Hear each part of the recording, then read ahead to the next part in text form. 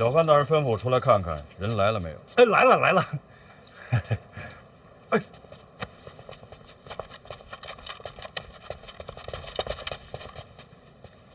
见着有份儿啊！大家赚钱，大家花。啊！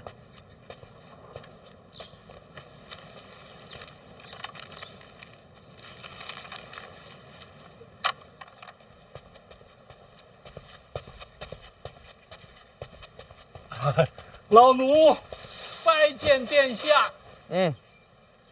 起来吧。谢殿下。听说你这里有云梦鱼，是，来买2条。殿下开玩笑，回头让人给殿下送府上去。你这办的是官差，可不能不收钱。身为一个皇子，不能假公济私，这道理能明白吧？是，这老奴糊涂了。必安，给银子。不用，我请殿下吃鱼。哎，银子我出。不是这入账。回头我就入账。别回头了，这不有纸有笔吗？现在就记。哎，好。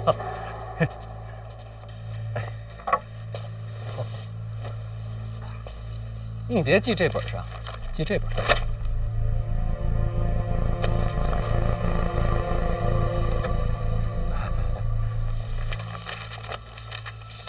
戴公公认不认识老金头啊？谁？老金头，一个卖菜的，欠了不少账。哎呦，这好像是想不起来了。想不起来了。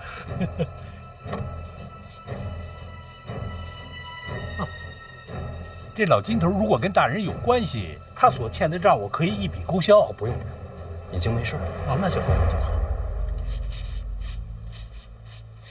哟，戴公公这字儿不错呀。不敢。哦，跟这账册之前记的是一模一样。这么说来，戴公公都是亲自写啊。身负皇恩，不敢怠慢。那这账册将来要是查出什么问题，都得问你啊。啊，这个简书司呢，是为宫里办一些杂事儿，账有些细碎。如果大人看不明白的话，我跟您解释。细碎，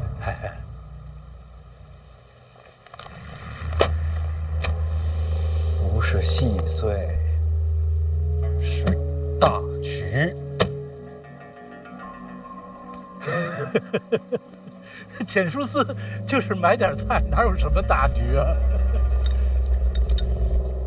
戴公公，国家兴亡，你们这些太监是不是有责？是吧？咱们庆国刚跟北齐大战一场，也是边军威武，大获全胜。简书司该不该表示？啊，这边军的粮草不归简书司管。大局，往大了想。什么意思呢？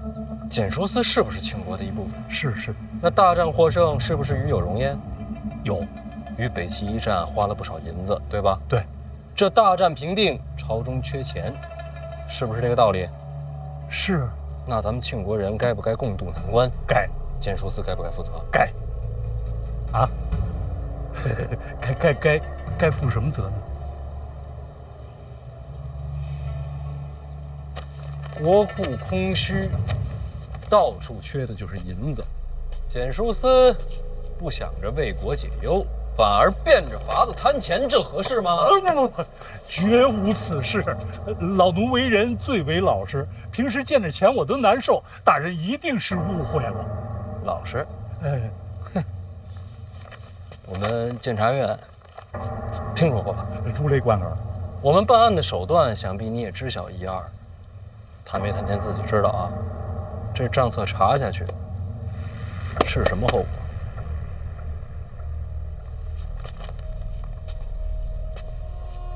都缺钱啊，戴公公。简书司就不能担起责任，有难同当吗？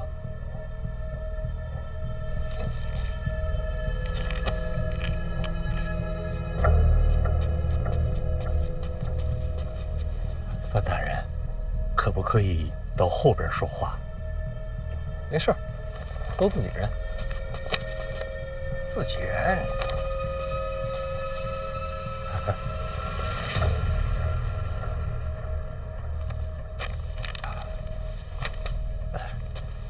关于账目的事儿，这里还有一些补充，如果您不明白，可以回去自己看。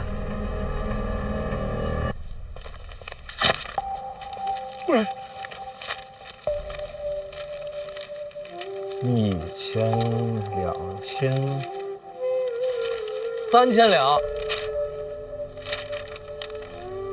哎呀，3000两，还行吧。那话说回来，咱们简书司每天买菜也不容易，应该的，应该的。大家都是同朝为官，我做人也不能太跋扈，与人为善嘛。是。小范大人真是深谙为官之道。那说起来，简书司问题不大，是我唐突了。不是，应该的，茶也是应该的。误会解释清楚就好。老邓，撤了吧。撤。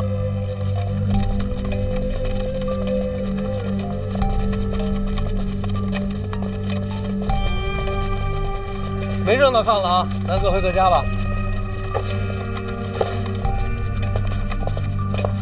殿下那鱼你可别忘了啊！我一定给殿下送到府上去。殿下要不要找人送你回府啊？不用，回头去。好嘞，一定得去啊！等你消息。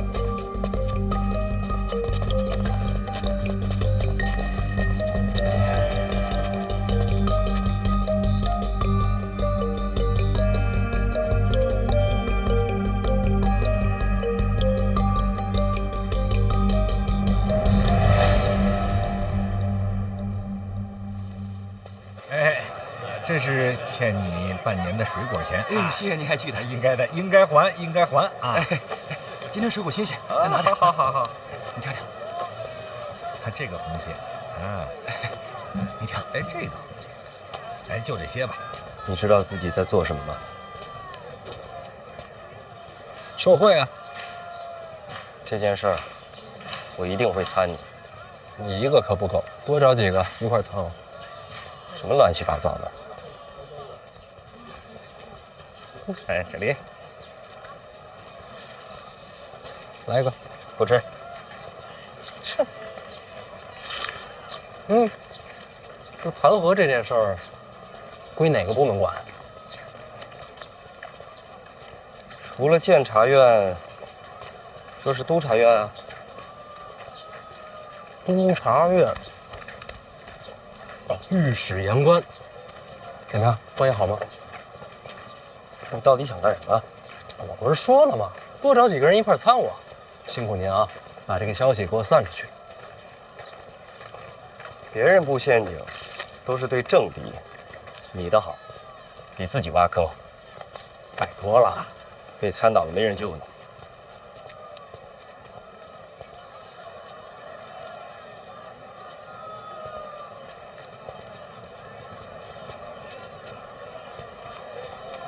把这个，还有那账册、存档、记录，都交给陈院长。是。啊，还有这个，如您所料，戴公公给的。都记上。是。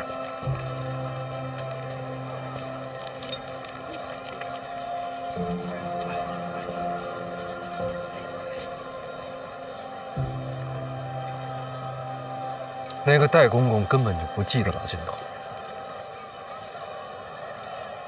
没人记着他。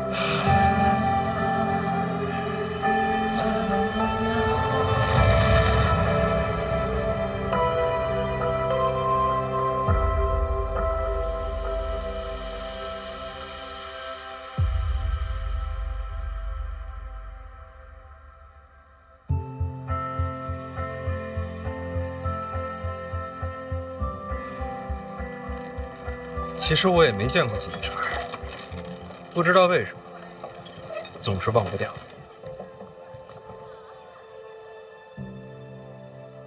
老王，若是没人能站出来，他们这些人一辈子就只能忍着、守着。可是谁能站出来呢？谁能让他们见识见识什么是真正的王法？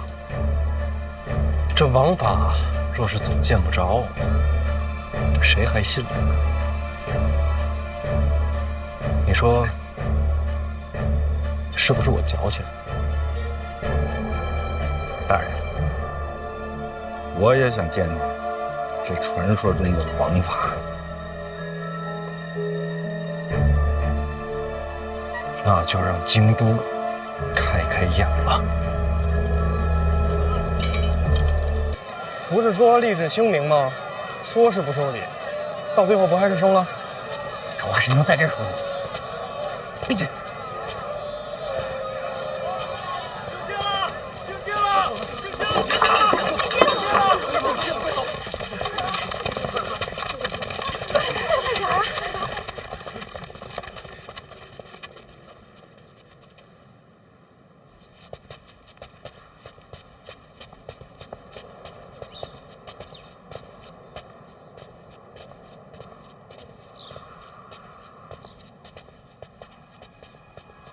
殿下，范闲这是当众受贿一次，确实，他这也不是自个儿把把柄送您手里。殿下若是借此机会发力弹劾，说不定就把他赶下去了，就当什么都没有发生，不参一本。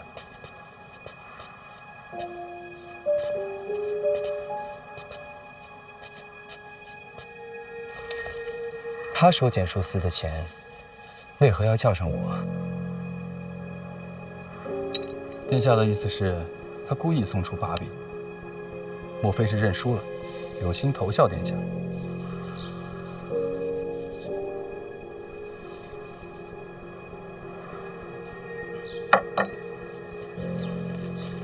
换成其他人这么做是没错，可范闲嘛，我还真不明白，他到底想要干什么呀？猜不透，才有趣儿。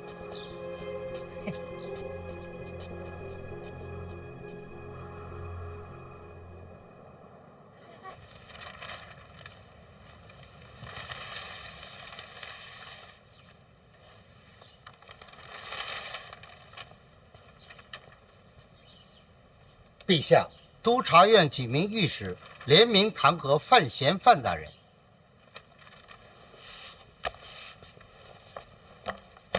什么罪？弹劾范大人营私舞弊、私收贿赂、骄横枉法。把这个交给工部。等等，把这折子交给范闲。还要小范大人回话吗？不用，让他看看。遵旨。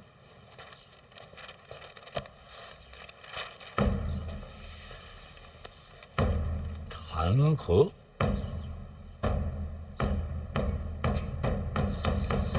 监察院提司范闲当众收取3000两贿赂，是法度于不顾，于大庭广众之下收取银票，胆大妄为，无视庆国法度，实为庆国之害。我等与其势不两立，是为国除奸。嚣张跋扈，目中无人，我可真是个王八蛋。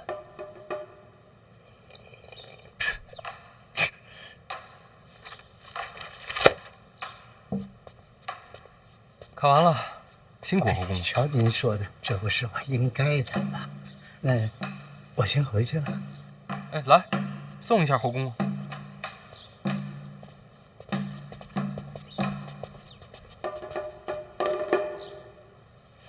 范小爷，恕老奴多嘴，再问一句啊，此事小范大人准备如何应对啊？陛下让问的？没有，我就是好奇。按常理说，应该如何应对啊？言官御史都弹劾了，这事说起来可不是小事儿啊。无论如何，小范大人，您得上折自便啊。之后呢，就等陛下圣裁了。那我要是不回应呢？这不符合规矩啊！督察院都弹劾了，您不给个反应，这不是往御史脸上扇嘴巴子吗？不给反应就是扇嘴巴子，那不够吧？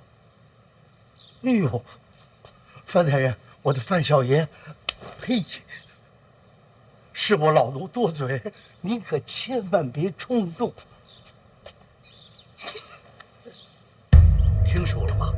那个范闲面对弹劾，迟迟不上折自辩呐，岂有此理！真是目中无人呐，置我倾国法度于不顾，将弹劾视若无睹，这厮真是胆大妄为。就是啊，还不像是。你谁呀？我王启年奉监察院提司范闲范大人之命，给你们这督察院呀送幅字儿。什么字儿啊？送给哪位？但凡你们弹劾范大人的啊，都可以看看。等会儿，等我走远了你再看。范闲派来的。吧。写什么字？什么字儿？这是？哎，快打开看看。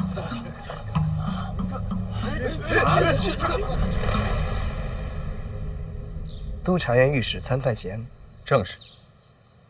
弹劾的就是检书司代公共那3000两银票的事。谁牵的头？好像是自发的。这范闲当众收了银票，御史那边收到消息也合理。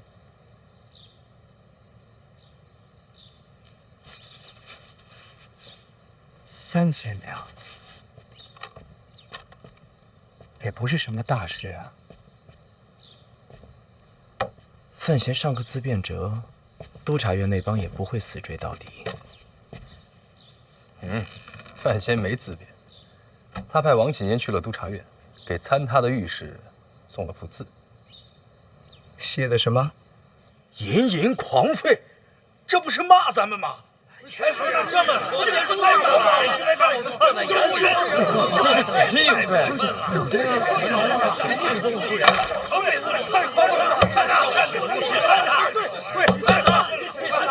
一定要参他，一定要参他。指着人当狗骂，这是把人往死里得罪啊！年纪太轻，行事狂悖，督察院这次算是被他得罪狠了。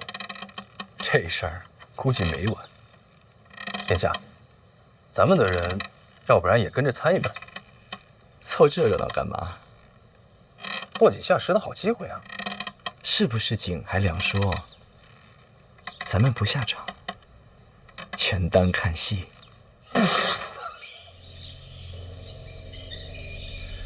所有的御史都在弹劾。是，本来就那么几个，现如今督察院同仇敌忾，正憋着一股劲儿参范闲和公公呢。这是关我什么事儿啊？毕竟那3000两是您给出去的。 3000两在京城算个屁呀！这芝麻大点的事儿，还骂人家是狗。哎，那不是我骂的。在督察院看来，范闲跟公公就是一条线上的骂。我一共跟他见过1次面，我怎么就骂上了我？人家说了，知道的就1次，隐藏未报的天知道有几回。听说督察院放话了，早就怀疑您和范闲狼狈为奸，很可能还拜他做了干爹。 胡说！我几岁，他几岁，怎么就拜干爹了呢？公公，事到如今就别争年龄大小。我跟你说，范闲真是疯了。督察院那帮将种死都不怕，就怕丢名声。他可倒好，他骂人家是狗。哎呦，他骂人家是狗啊！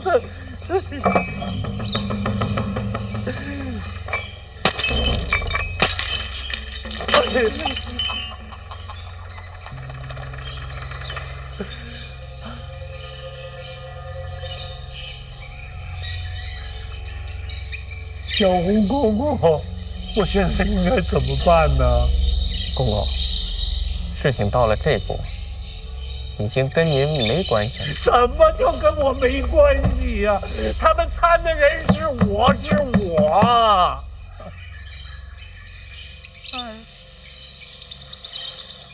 这叫什么事儿啊？哎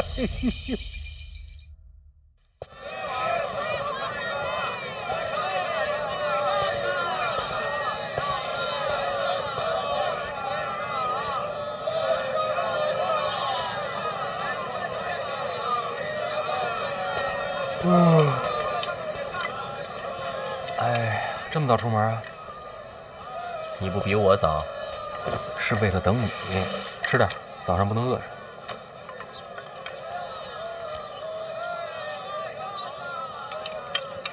简书司的事儿现在越闹越大，你到底想要什么？老二和北齐走私的线索断了，不过没关系。有人提醒我，我面对的不是事儿，而是人。嘿嘿，放心，这儿没别人。这跟简书司有什么关系？老二跟北齐走私是为了银子，银子不花就是废铁。你觉得他挣的这些钱能花在哪儿？偷养兵马，还有呢？收买官员，培植嫡系。你借简书司入手，其实查的是贪污受贿。京都之内，我自己能查，但老二的门下不只有京都官员，要查京都之外，我们一处不如你们四处。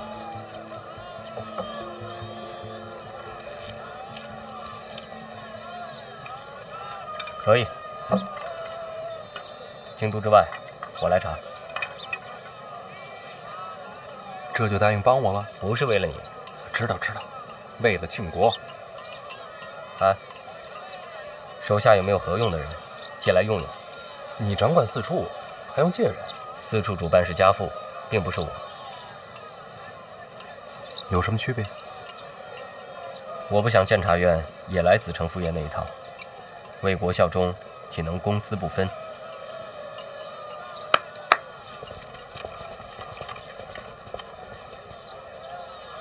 小范大人，严公子，老高，嘿嘿，这段时间啊，帮着小严公子做点事儿。是。听小严公子吩咐。高达，我记得你隶属虎卫。是，但从今日起，我们这一批人就在小范大人麾下行走了。虎卫隶属禁军，只遵皇命。是啊，正要用人的时候，就把高达送来了。有时候我也不知道咱们这陛下究竟在想什么。天危难测，谁说不是呢？来，你这就走了？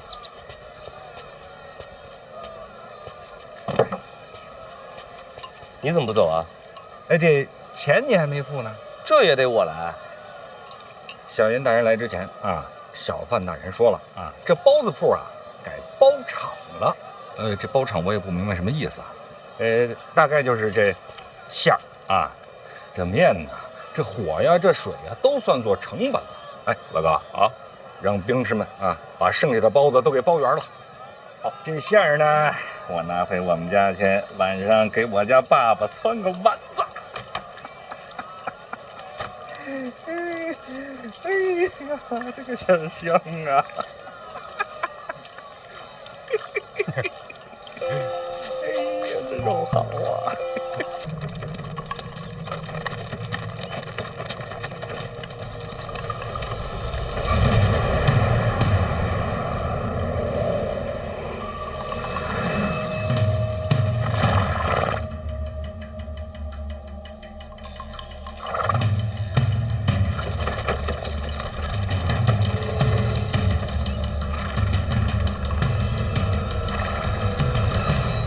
情况如何？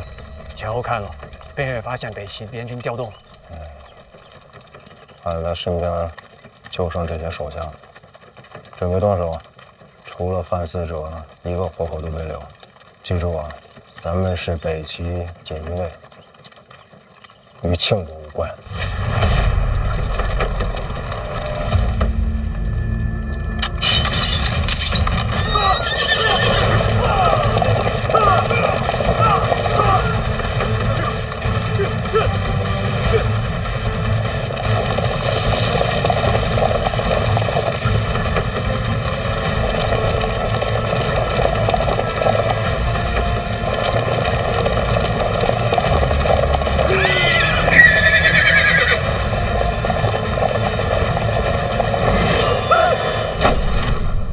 死者离京那会儿，你不挺有条理吗？怎么现在自己任性起来了？这么多弹劾的折子，你好歹上个自辩者，不能听之任之。好了，范闲不是死者，他知道该怎么做啊。怎么这也能数落上死者呀？姨娘说的没错，督察院那边的弹劾确实应该有个回应。怎么回？回头就知道了。哎呦，今儿肉不少啊！是啊，香啊，真不错。多吃点啊，多吃点。这不错，真好吃。是啊。大人，大人，这个肉它可不是别人孝敬的啊，这个是咱们监察院医术自己花钱买的，这名正言顺。那给您弄点。不用，大伙好好吃啊，吃饱了好当差。什么东西？这了不起！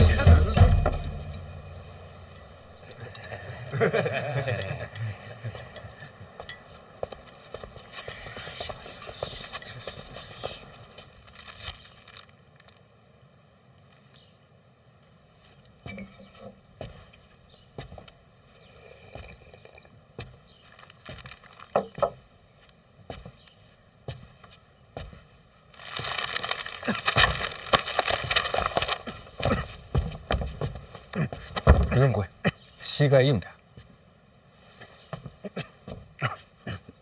是。几天没来，医处还好吗？托提司大人洪福，一切正常，都是井然有序。大伙儿私下怎么说我啊？自然是对大人敬仰有加呀。真的？真的。我猜猜。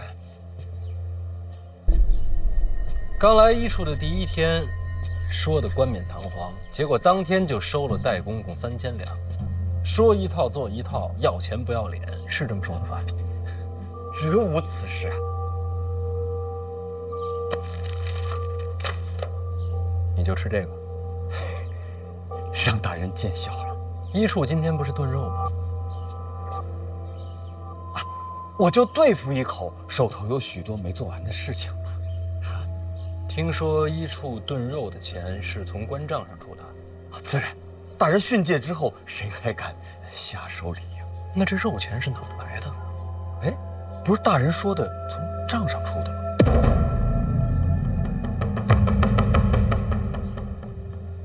医处的账我看了，这几日有出入，多了50两，所以从中取出一些银子炖个肉。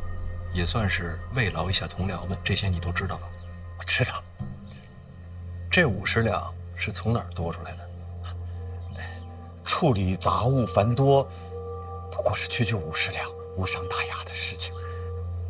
那天在检书司，王启年塞给你的银票是多少钱？回大人，50两。你把这钱记在医处官账上啊？属下本来就欠处里的银钱，所以就还上了。欠账，有凭证吗？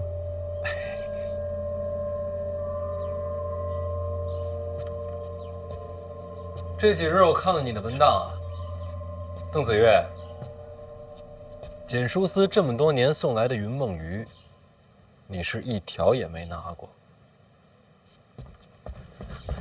大人，属下是不爱吃鱼哦，既不爱吃鱼，也不爱吃肉，是吗？医术今日炖肉，可以说是用的你的钱。你自己在这儿啃这个，怎么着？嫌这钱脏？属下不敢。有什么不敢的？你也不是一次两次了。简书司这么多年送来的可不只是鱼肉，山珍海味，天天翻新，处理从良，人人有份儿，只有你不要。除此之外，京都各部送来的各种名贵礼物，什么玛瑙、麻将、白玉头子，你是一概不收。邓子月，你很廉洁吗？啊，你了不起呀！但是我就不明白了，既然你这么廉洁，你怎么不上报呢？属下知罪。你别着急跪啊！我是在问你的罪吗？我问你为什么不上报？大人，官场嘛，就是为人，真的没有必要得罪人，是吧？是吗？这是现在的你，曾经的邓子月可不是这样的。当年的邓子月慷慨激昂，院里边有谁欺上瞒下、谋取私利，都被你指着鼻子骂过，甚至包括你的直属上司。惭愧，惭愧了，属下当时愚钝嘛。从什么时候开始不骂了，改成跪了？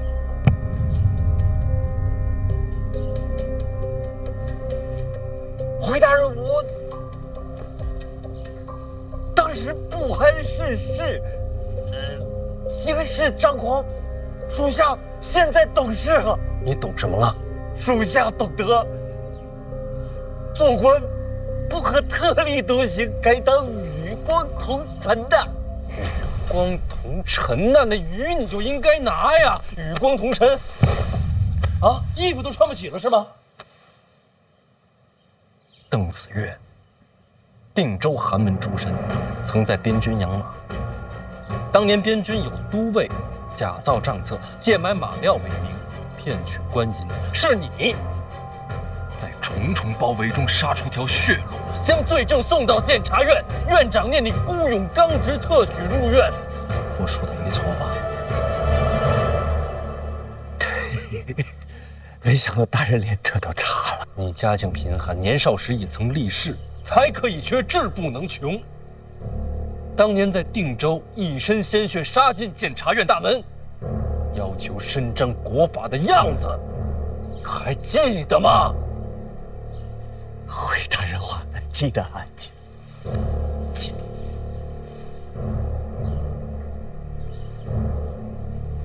那你现在是不是觉得那时候很蠢呢？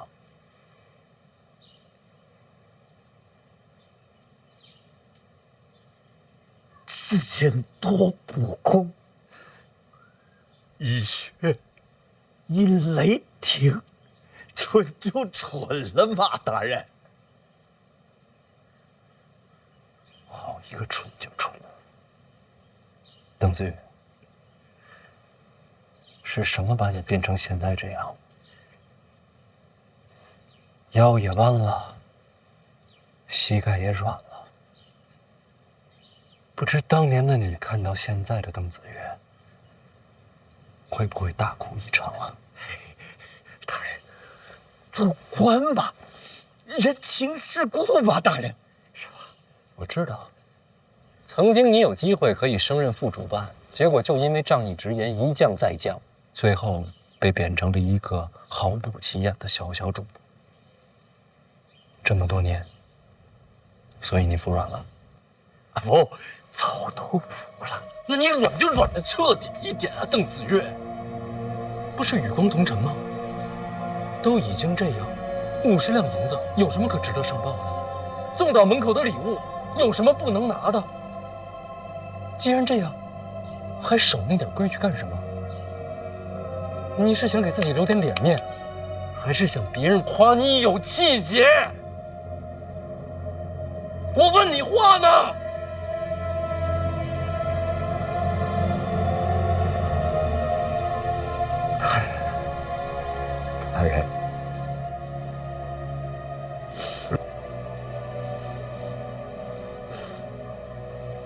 你看我这个样子，早就没气节了。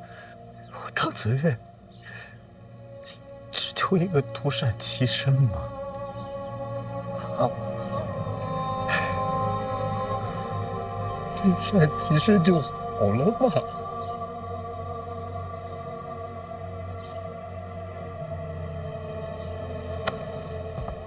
那咱俩差不多。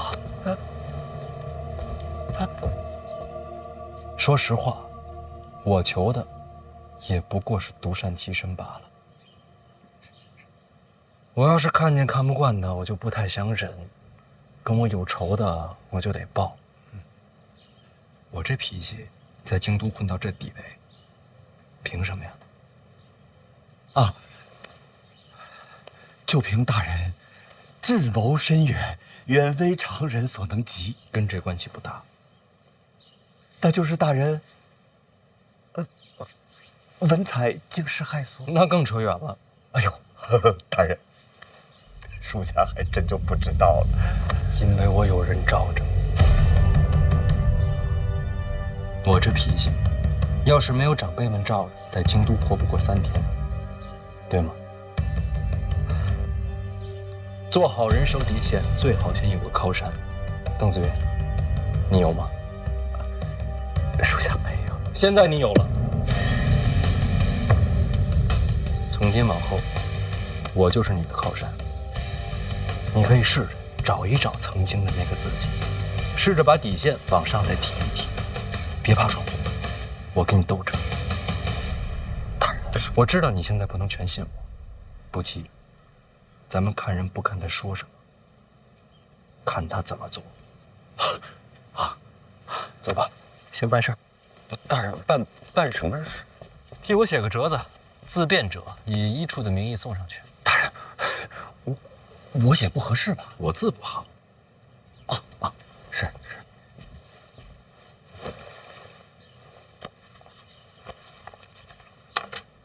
不用研墨，直接写。啊，大人，这一点残墨只够写几个字的呀？够。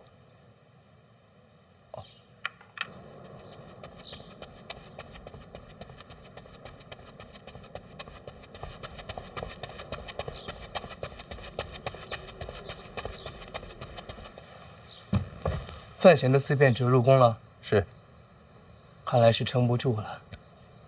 其实已经晚了，此刻督察院那帮御史群情激愤，这自辩者写的妙笔生花也不一定能够收场。没有妙笔生花，一共才8个字。哪8个字？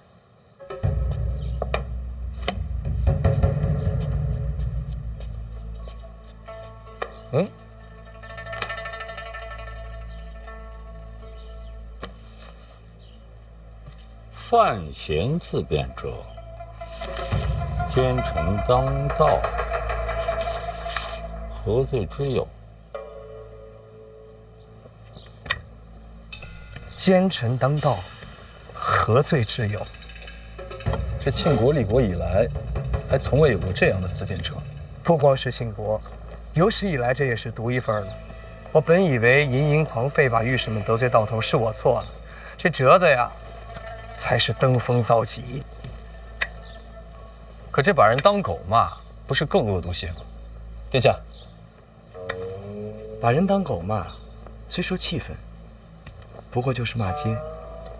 可御史求名，奸臣当道这4个字儿，是在毁督察院的根基呀。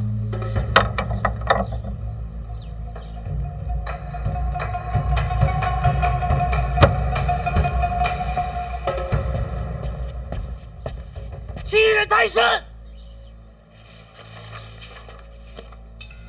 这字写的不错，是他写的吗？应该是监察院一处代笔。我说呢，是先啊，丢人呐！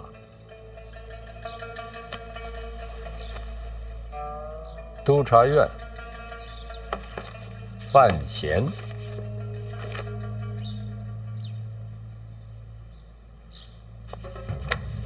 互不相让，那就殿前对质吧。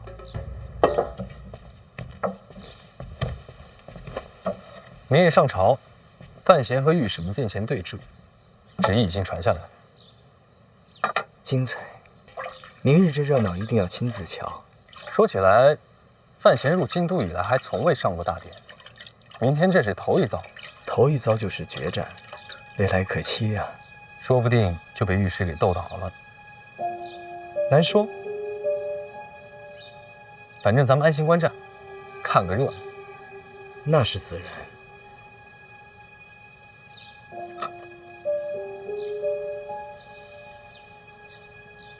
毕安，在。抱月楼的卷宗准备好，明日我带上殿。殿下这是要帮着督察院裁死范闲？有备无患。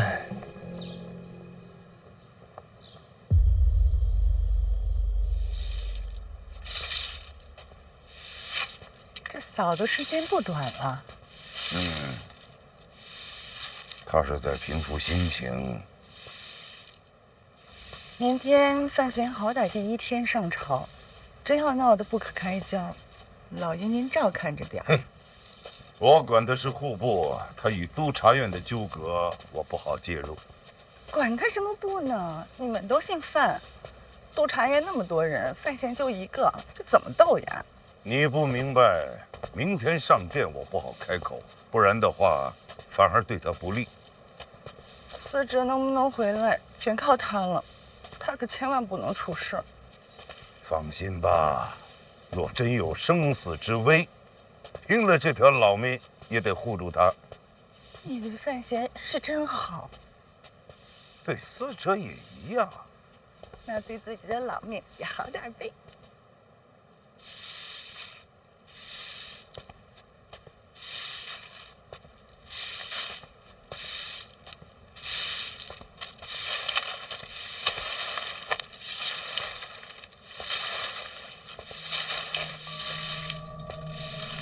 我要是一直看不见你，你就一直站在上面。怎么不让下人入手？自己有手有脚，不麻烦别人。院长让我转告，你让严冰云查的结果已经到了院长手上，请小范大人明日安心上殿。替我谢谢小爷。小范大人，请问武主武大人回京了吗？这也是院长让你问的。我自己想问。我不知道。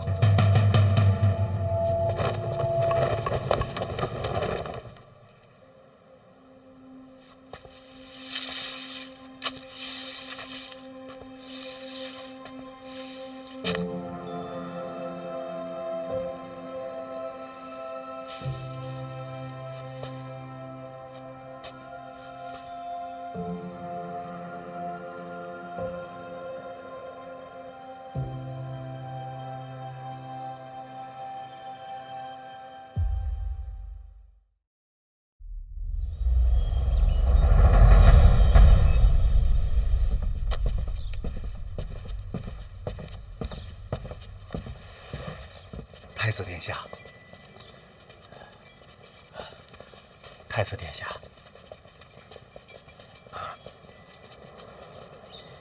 太子殿下，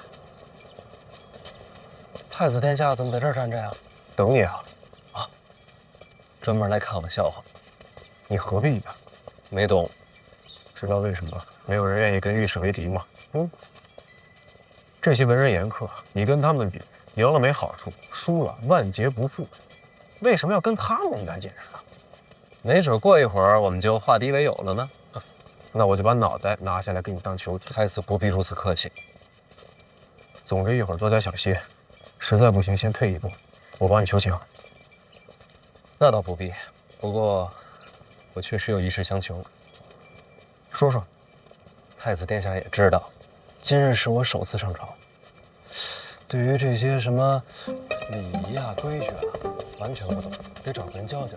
哎，辛大人，哎，正找您呢。是吗？哦，辛大人，此事必须得再跟您说说。贤雄，哎，过来过来。哎呀，太子殿下，范大人，哎呀，你说我刚才怎么回事啊？怎么就没瞧见二位呢？你陪范闲入殿。礼仪上有什么不懂的，多指点。啊，求之不得，求之不得。那好自为之。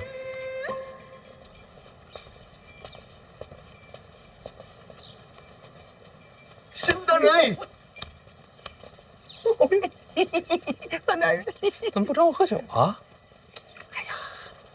公事繁忙啊。新大人辛苦。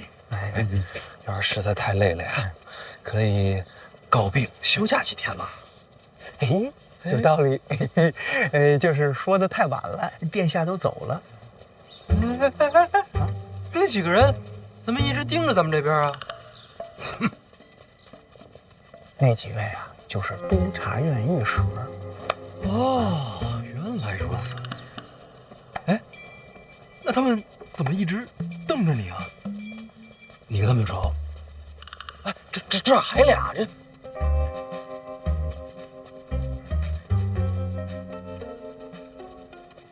范大人，问您说实话，现如今谁跟您站一块儿，谁跟他们那几位有仇，谁跟他们不共戴天？新大人放心，一会儿到了殿上啊，您安心看戏就行，千万别信说啊，克制，克制，再克制。我尽力啊。这个，范大人，我多句嘴啊。这个督察院御史啊，憋了这些天的怒气呀，要放大？什么？没事，你继续。啊，他们绝对不会善罢甘休的呀。所以呀，您啊得小心应对。巧了，什么？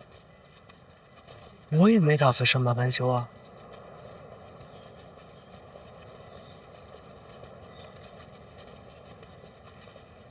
新大人，你说，今天来这儿的有多少人是准备看热闹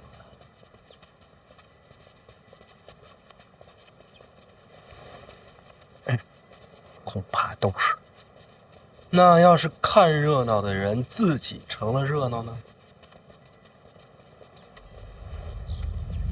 走吧，上殿。范大人，您到底要干什么呀？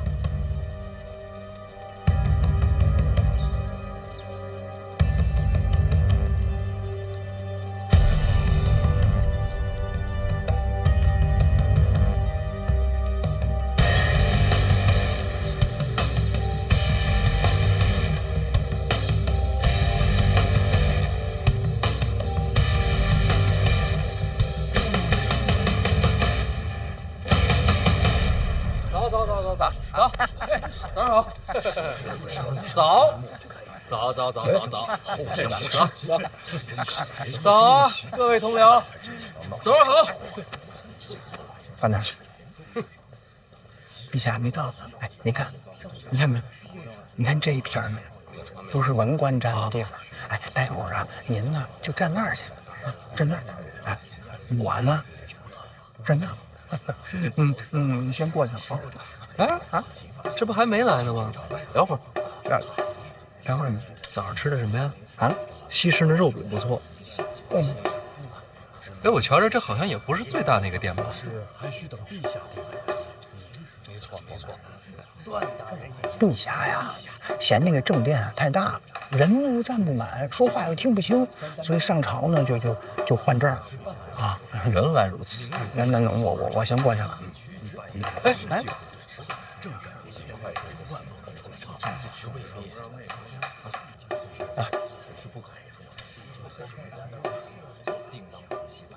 这什么情况啊？陛下给赐的座，太子都站着呢。他谁呀？枢密正使秦业秦老将军。枢密正使啊，军方第一人。可不，咱们秦国所有的兵将都归秦老将军调遣。没穿盔甲？有不少，这不上朝呢吗？哎，那另外这把空的椅子后头又是哪位啊？啊，别，不至于啊，不至于。不聪明。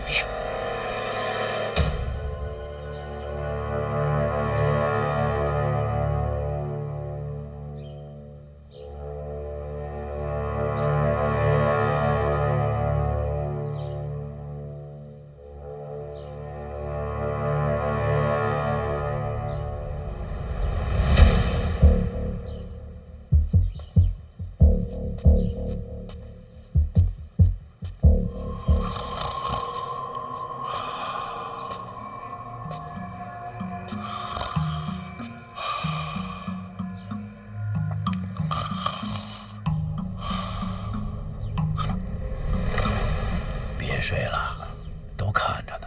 啊，林相来了，我没睡，醒着呢。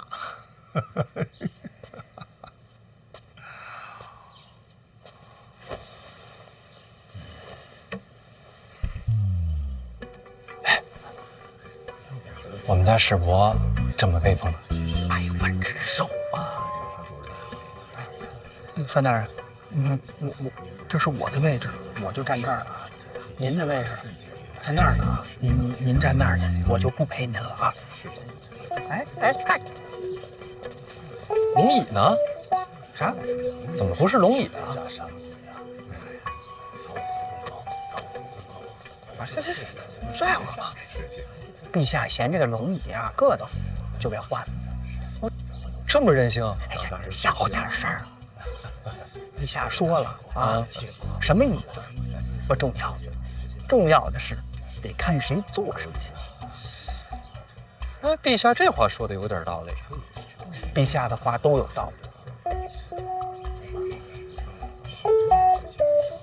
哎，所以说起来，这殿上除了陛下以外，能坐的只有这2位。3位，这不是2把椅子吗？确实是3位。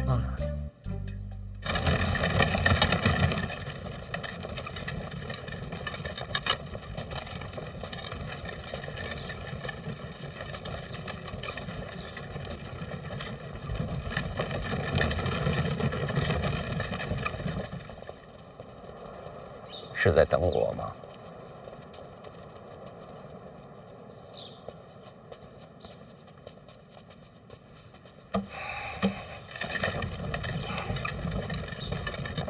你们闹的哪一出？此话怎讲？范闲的思辨辙是不是你教他的？孩子自己的主意。你就没煽风点火？真没。你说的话一句都不能信。你也知道，待会儿殿上我的身份不好开口，可督察院那边怨气又重，你等会儿护着点儿。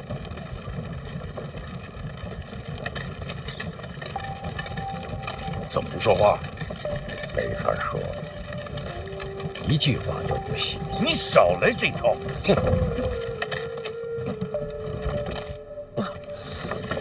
大家使劲。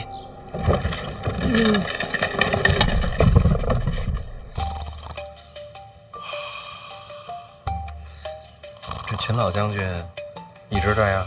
哎，咱别拿老将军打趣行吗？我不就问他吗？这也不行。范闲，是我，您是？我读过你的诗集，也欣赏你的文采。不是我写的。我知道，仙人入梦，传你诗文。也不是什么仙人，是另一个时代。读书人应该知道克明俊德，你怎么不明白这个道理呀？不管你身后有何依仗，不管你的文采有何经验，我今必正国法，扫除奸佞。阁下是？这位便是左都御史赖明成。殿下，赖大人是督察院第1名士，人品学识都令人钦佩。赖大人留着点力气太合适。殿下见笑了，孰忠孰奸，一会儿便见分晓。哎，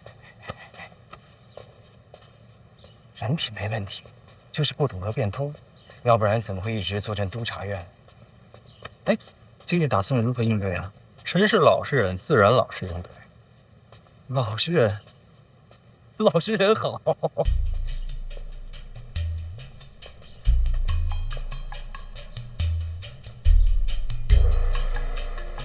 哎，拜见太子殿下。二哥，切莫客气，太客气了，容易伤了情分。殿下这话说的我心里暖洋洋的。别烫着就行。这句话又凉了，凉这么快吗？与太子共勉。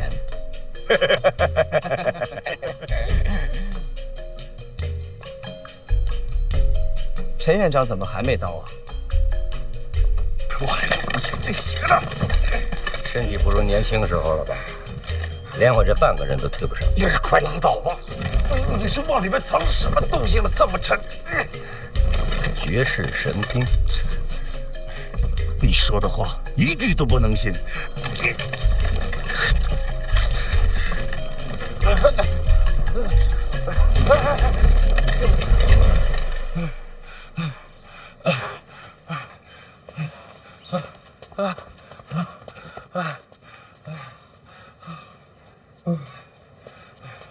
不行，我得去找个人帮一把。你等等。不用了，先生。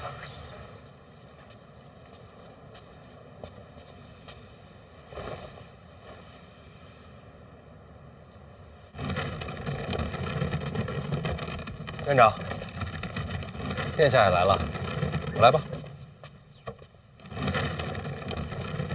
第一次见面，你挡我坐骑，怎么还翻上旧账？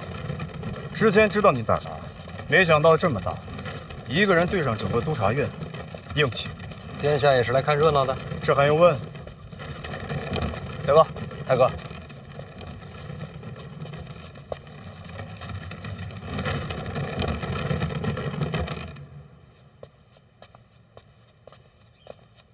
您怎么一头汗啊？待会儿可别动手。放心吧，我又不是疯子。什么情况？陛下马上就到了，麻烦点，你赶紧回到你自己的位置上去，记着千万别乱动啊！哎，这一共敲几声啊？哎，行，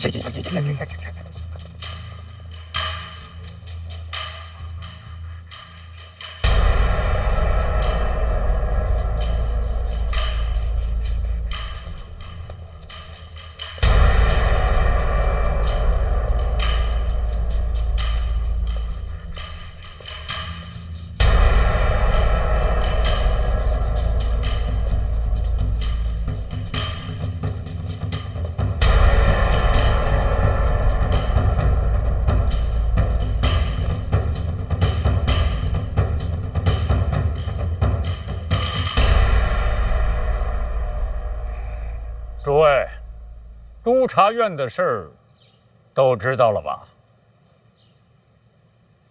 范闲的自辩者你们都看了吗？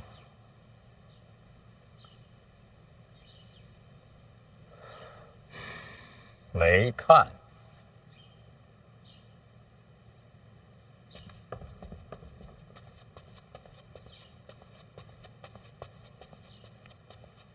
好好看清楚。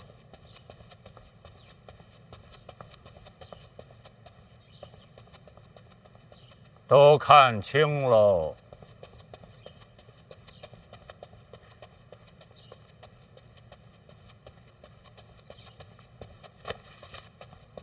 赖明成，臣在。你参的什么呀？探协律郎范闲，收受贿赂，骄横枉法。范闲，臣在。你认罪吗？臣无罪可认。所谓收受贿赂、骄横枉法，臣不知从何说起。赖明成，检书司贿赂监察院一处，范闲当众受贿，人证众多，绝无虚假。认吗？哪有受贿？臣冤枉。范闲，人证证词皆在此，你还抵赖？确实没有，这怎么承认呢？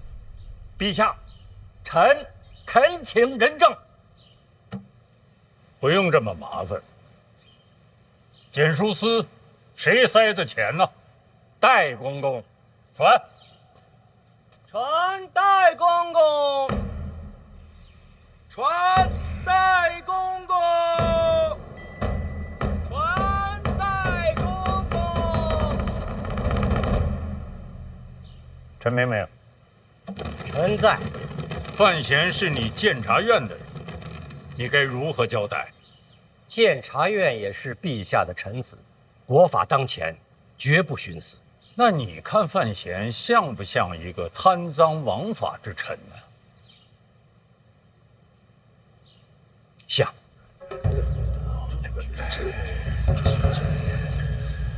不瞒陛下，臣主持监察院以来，看谁都像是不法之徒。这说的什么话？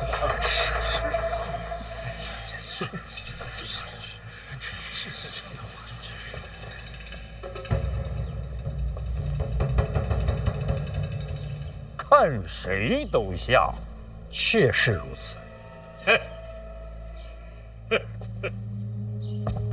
让朕来看看。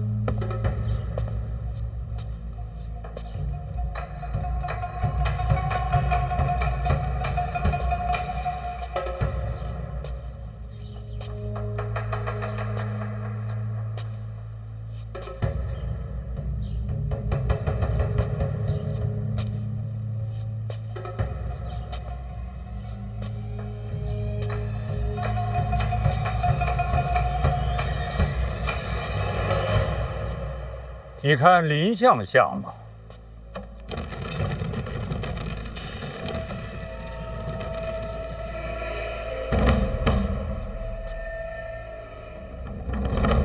更像。林相怎么会是不法之徒呢？怎么说？陈院长，好眼光。老丫鬟的话，您多担待。林相。陈院长，不过跟你开了个玩笑。臣喜欢玩笑。你们俩都跟范闲太亲近了，说话不算数。金将军，臣在。你觉得范闲像贪赃枉法之臣吗？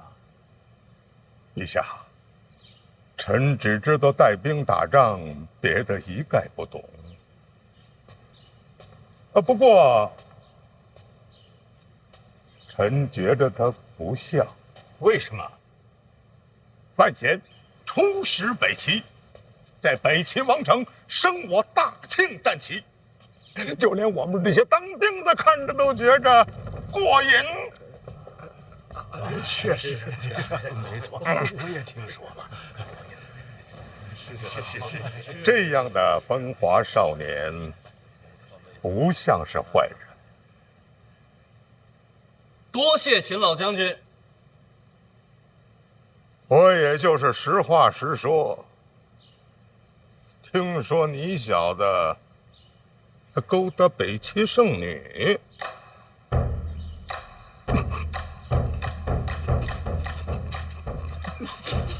长脸。秦老将军。这些可都是谣传呐！也可能有啊。师傅，真不是。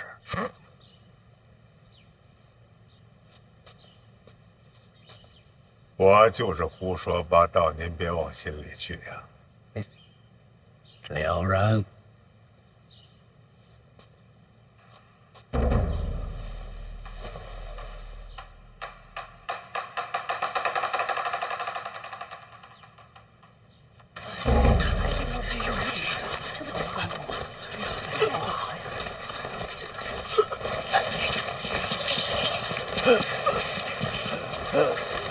我鞋掉了，让我穿上鞋再上殿吧。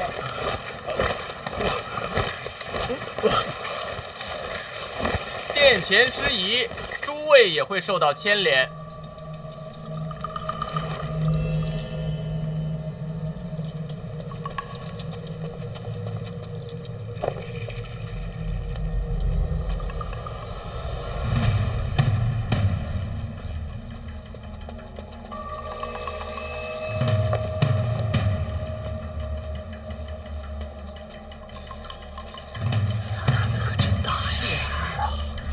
都干的了。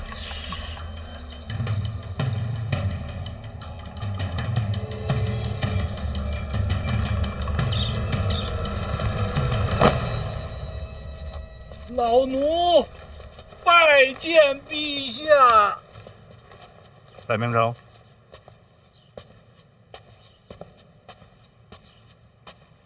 戴公公，请看。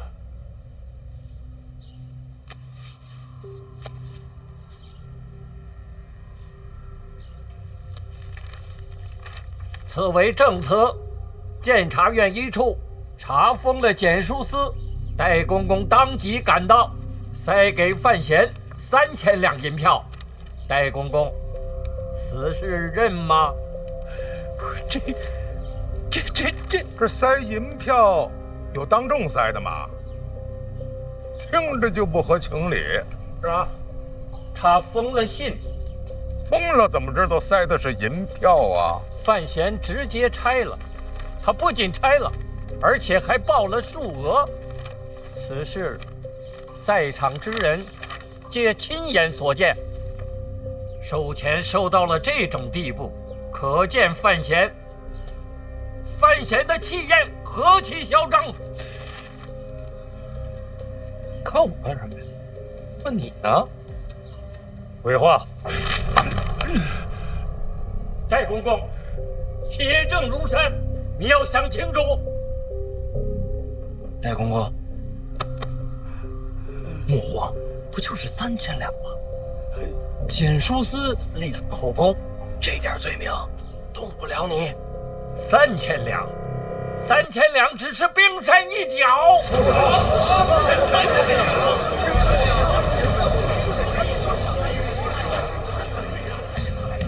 陛下，我督察院近日上下进行细查，也是检书司作恶多端，轻易就查到了罪证。据查，历年来检书司压榨菜农，无所不用其极。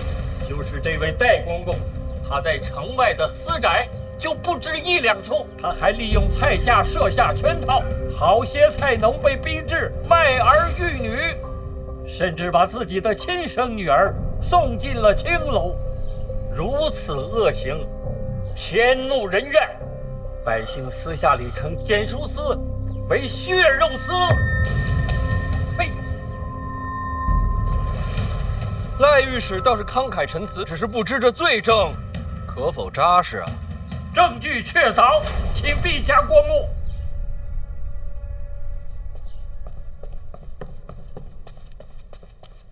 赖御史，林相，我大庆法度森严，刑部、大理寺乃至府衙各掌其职，就算臣子枉法，也该按律彻查，哪有将罪证递到陛下眼前的道理呀？林相，你的意思是朕不该看这个折子是吗？陛下万圣之君，没什么看不得，只是臣领6部，有违陛下分忧之责。若烦劳陛下，长此以往，只怕6部懈怠，法令不彰。有道理，朕不该看。林相错了。第一，检书司隶属后宫，自当圣裁。第二，我督察院有弹劾百官之责，将罪证呈于陛下，不算逾越。还有第三吧？这第三，6部皆由林相辖制。检书司一案，我参了范闲。众所周知，范闲将是林相的女婿，林相理应避嫌才是。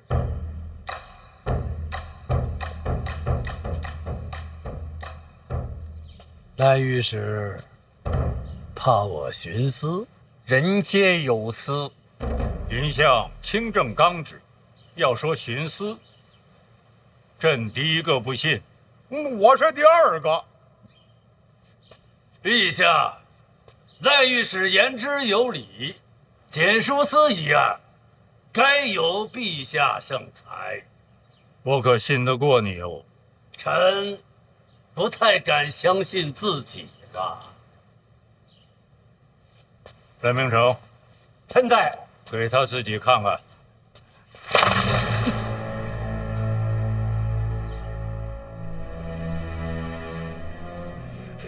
老子督错了，陛下开恩呐，老奴愿倾家荡产，将功补过。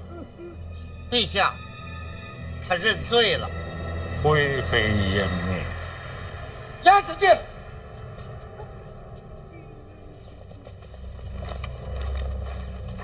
陛下开恩呐！陛下开恩呐！开恩呐！陛下啊！范大人，眼见如此下场，你有何感想？这个姓戴的真不是个东西。赖御史为民除害，百姓会记住你的。到了这一步，你可认罪？我何罪之有啊？你敢说那3000两你没拿？那倒是拿了，这就是认了。哎，等等，赖御史的意思是说，这3000两我拿了，就是受贿？你敢说不是？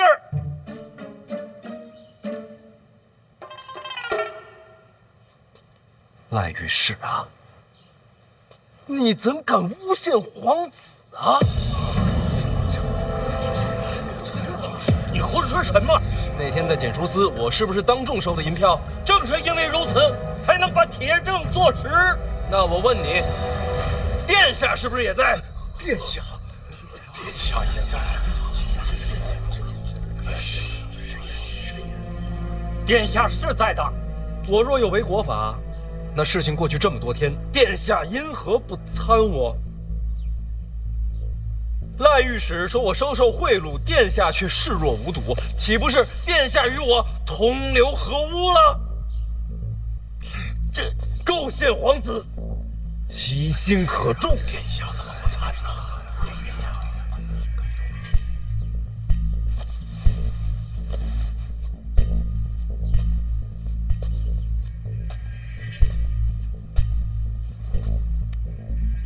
儿臣当日的确是在检书司。你看到他拿钱了？看见了。正如赖御史所言，收这3000两与国法不容，儿臣本该参范闲一本。那怎么没参呢？因为我相信你。范闲才华经世，入京都不久便有了诗仙之名，更是身担监察院重任，可谓是前途似锦。儿臣想来想去又不觉得这样的人会为了3000两自毁前程。如若他私下如此，儿臣知道了必定参他一本。可他当众收钱，就有些匪夷所思了。儿臣以为他定是另有所图，因此也就试着再等等，再看看。说得好，殿下方才所说的，正是我想说的。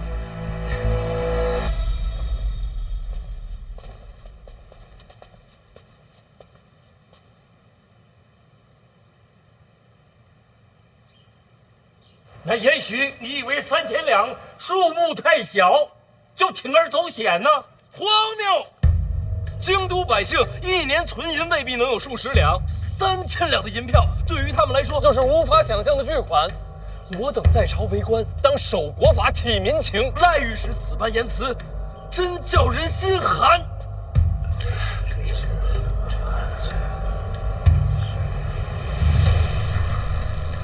那可是这3000两你收了呀？是啊，你真的拿了？对呀，赖御史钓过鱼吗？没有鱼饵，鱼会上钩吗？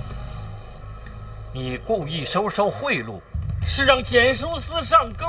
实不相瞒，检书司种种恶行，我也早就看在眼里。为国除奸这想法与赖御史不谋而合，心有灵犀，说的就是咱们俩。你们看，范大人真是巧舌如簧啊！事实就是如此啊。那你说你也在查检书司，可有实证？3000两银票一拿到，就转交给陈院长了。要查检书司的想法，也和院长说过。当真？当真。这不就成了个误会了吗？本来就是个误会。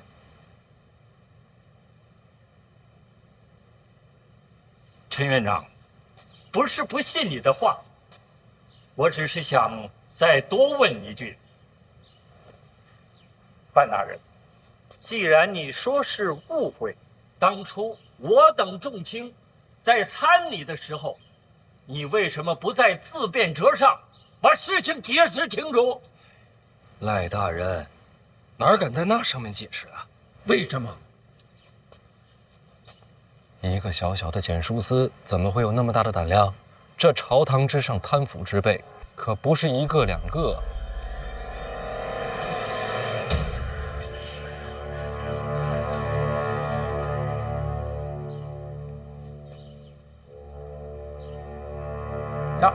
你也怀疑我们督察院？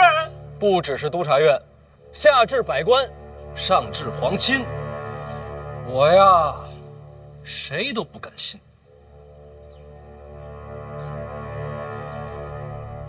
既然是查贪，那3000两银票收了这么久，为什么至今不见下文？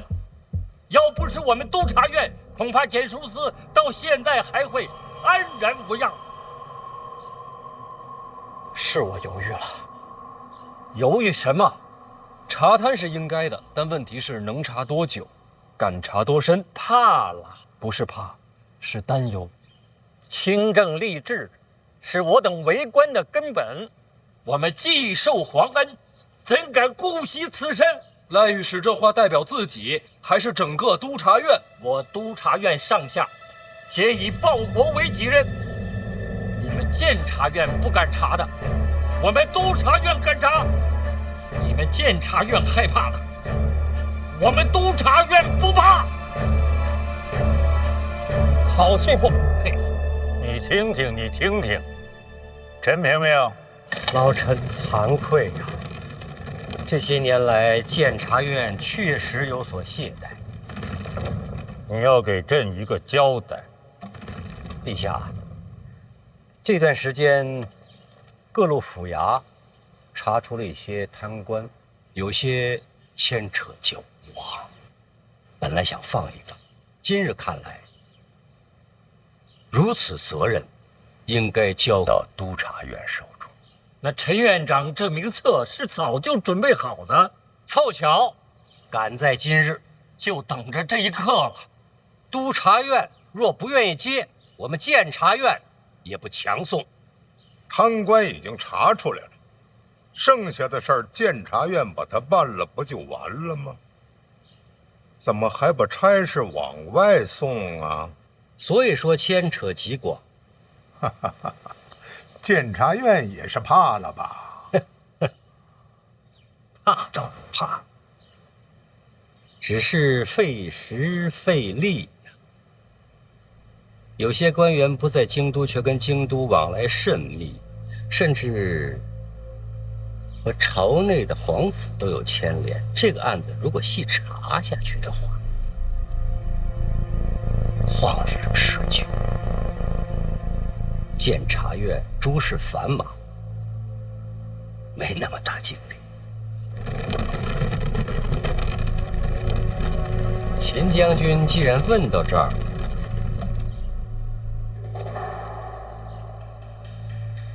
是不是要看看这个？别，本人不识字，也看不懂，不看。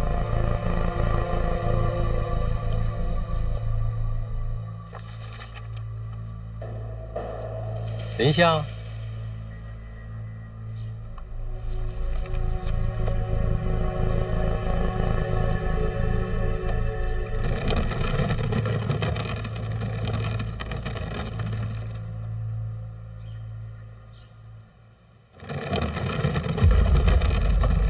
无人敢接。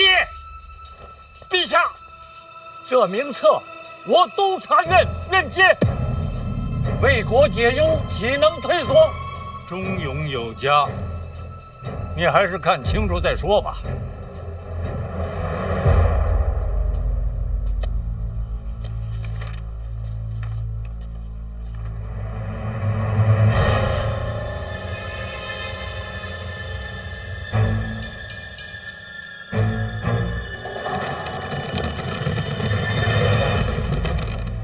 陛下，臣忍不住有话说。启禀陛下，赖御史一腔忠肝义胆，叫人心折。只是此事若真与皇子牵连，只怕赖御史撑不住这重担呐。有国法在，有何撑不住？查明真相，是还皇室清白。如果真有皇子牵扯其中，还请赖御史顾惜自身，切莫冲动。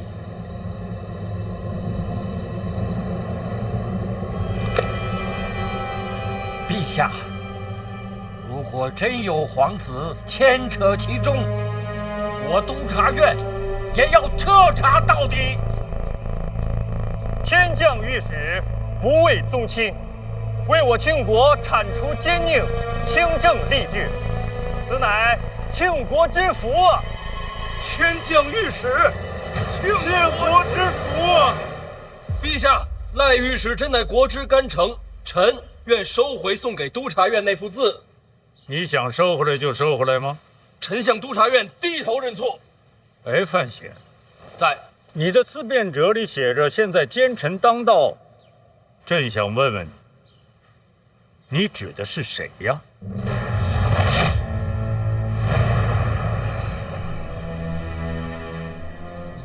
自然是天下的贪官污吏，绝不是督察院诸位御史。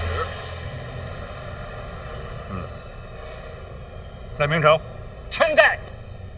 好好办差。陛下，臣愿还我庆国一片云散天晴。朕很期待。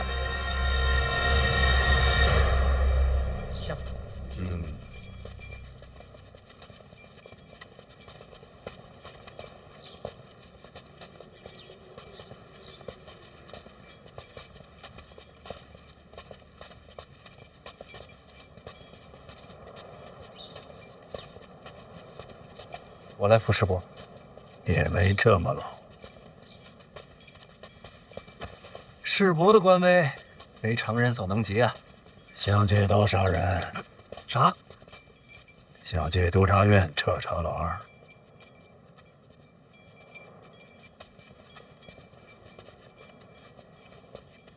终究是瞒不过世伯。是陈萍萍教你的？我自己琢磨的。赖明成确实是把好刀，只是我确实有几点不解，想请教世伯。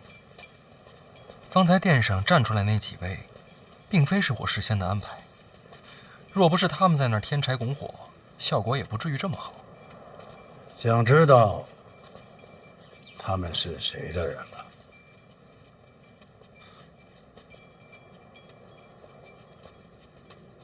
是您的安排。可是您怎么事先知道我要针对老二呢？这么多年的相位，倒也没有白做。这几位站出来，不会牵连到世伯吧？谁说那几个是我的人？不是。那是谁的门下？二哥，二哥怎么办先？太子有何吩咐啊？今日这查查可真是热闹，二哥觉得呢？赖御史够硬气。这么多年，这督察院都可有可无的，这些御史也都憋坏了。要不然也不肯接着查贪的差事啊。不过话说回来，查贪终归是好事，只要不是私怨，就是好事。私怨从何说起？莫非今日这贪官名册，二哥猜出来都有谁了？不知道。还是应当自省其身啊！咱们做皇子的，应该注意那些走得近的官员，不能丢了皇室的颜面。你说是吧，二哥？太子这话可真讲究。我也是刚刚有感而发罢了。你看刚刚跳出来那几个说天降御史的，个个慷慨激昂，为官者态度如此鲜明，实属少见啊！这说明什么呀？查贪是民心所向，众望所归。怎么了？佩服。何以见得？对着厨子摔板。太子这手段犀利。什么厨子？太子教诲，臣定当谨记，一刻也不敢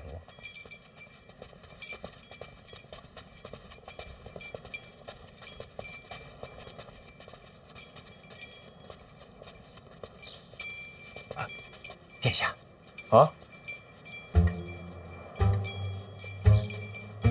咱们接下来是不是得帮着赖御史一些？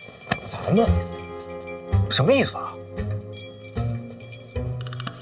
殿下，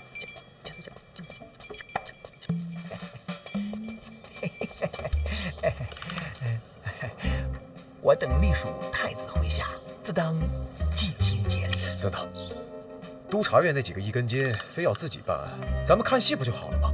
为何要亲自下场啊？看什么？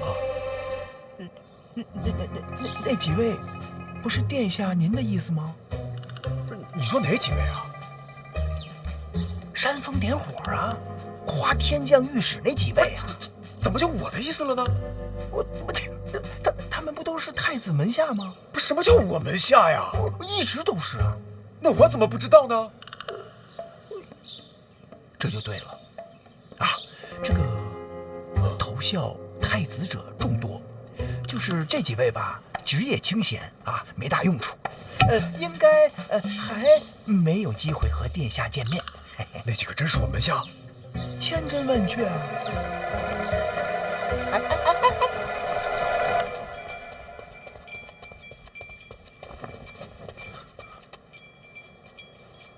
他们为何跳出来？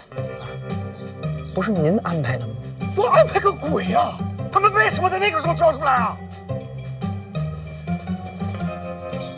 怪不得又是厨子又是碗啊！厨子？什么厨子？简书司的。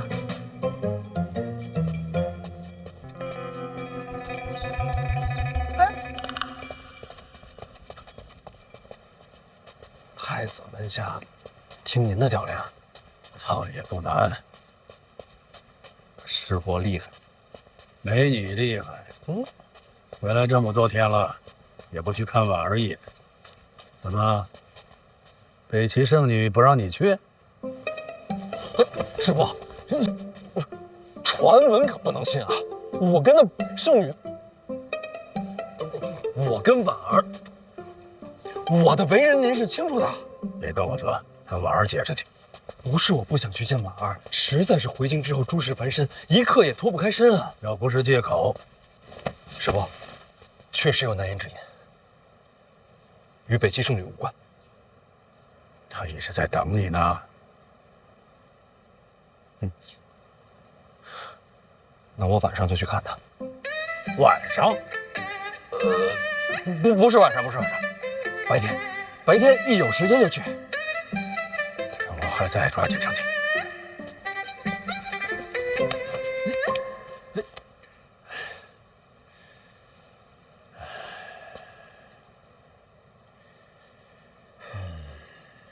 吓我一跳，您这身子骨可比我硬朗。